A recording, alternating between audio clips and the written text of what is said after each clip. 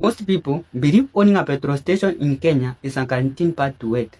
Think about it. Car keeps coming, motorcycle keep lining up, maybe tuk-tuk, fuel keeps selling from morning to night. From the outside, it looks like one of the simplest business in the world. But should I prove you wrong? Some investors spend tens of millions of shillings to install a petrol station but still struggle to make a real profit from it. Now here is the question. What really happened behind these fuel pumps? For many people, a petrol station looks like a perfect investment. Fuel is something people need every single day. Car, buses, trucks, and motorcycles cannot move without it. Demand is constant, which is why many investors across Kenya believe this business is almost guaranteed to success. But the truth is very different. Owning a petrol station is not just about selling fuel. Behind the pumps is a complex business filled with hidden costs, tight regulation, operational risk, and extreme small profit margin. And many investors only discover this after they have already spent millions. Opening a petrol station is not like opening a small shop. You cannot simply rent a space and start selling fuel. The location around can determine whether your business succeeds or fails. A petrol station must be built in a strategic location such as busy highway, a major town road, or a fast-growing residential area. Land in this location is already extremely expensive, but buying land is only the beginning. The construction of a petrol station requires specialized underground fuel tanks, fuel pumps, safety system, drainage system, and fire protection equipment. Everything must be carefully installed to prevent fuel leaks, environmental damage, and dangerous accidents. By the time construction is complete, the investor may already have spent tens of millions of shillings before selling even a single drop of fuel. Fuel stations in Kenya operate under strict government regulation. Every petrol station must comply with the rules set by the Energy and Petroleum Regulatory Authority.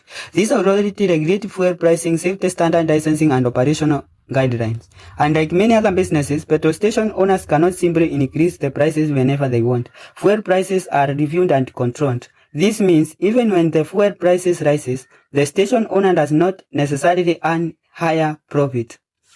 The margin they are allowed to earn are tightly controlled. One of the biggest misconceptions about petrol stations is the idea that they make huge profit on fuel.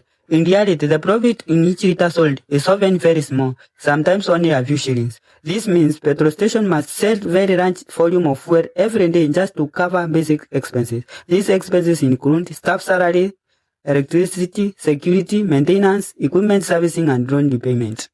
If the station is located in the area with low traffic, the business can struggle for years.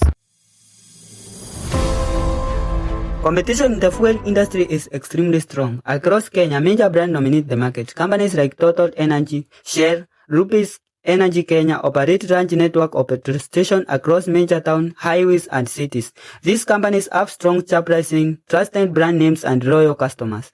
For new independent petrol stations, competing with this established brand can be very difficult. Most customers naturally trust well-known fuel brands, which makes it harder for smaller stations to attract consistent traffic. Another challenge that many outsiders never think about is internal theft. Because fuel is sold quickly and large volume, dishonest attendants can manipulate pump meters, underreport sales, and collude with drivers. Even small daily losses can accumulate into a very large losses over time. Many petrol station owners say one of the biggest challenges is not to sell fuel, it is to control the internal front. Without proper monitoring system and management oversight, profit can quietly disappear. Fuel is one of the most dangerous products to handle. Petrol and diesel are highly flammable. One accident, one spark, or one fuel leak can cause serious damage. For this reason, petrol station owners must invest heavily on safety equipment, fire suppression system, staff training, and constant inspection. Insurance costs are also high because of the risk involved.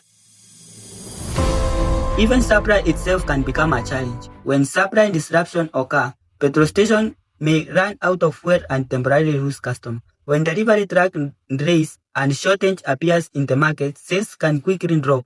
And if the owner built the station using loan, this interruption can create serious financial pressure. So, when you pass a busy petrol station and think the owner is making easy money, think again. Behind the pump is a business carrying millions of shillings in investment, strict regulation, and daily operational risks. Owning a petrol station is not about selling fuel. It's about managing a complex business that most people misunderstand. Yet despite all these challenges, powerful investors in Kenya continue building petrol stations every single year, which raises an important question. What do they know that most people don't? If you want to understand the real business behind petrol station, subscribe and follow this series, because sometimes the most profitable business is not the one people think they are.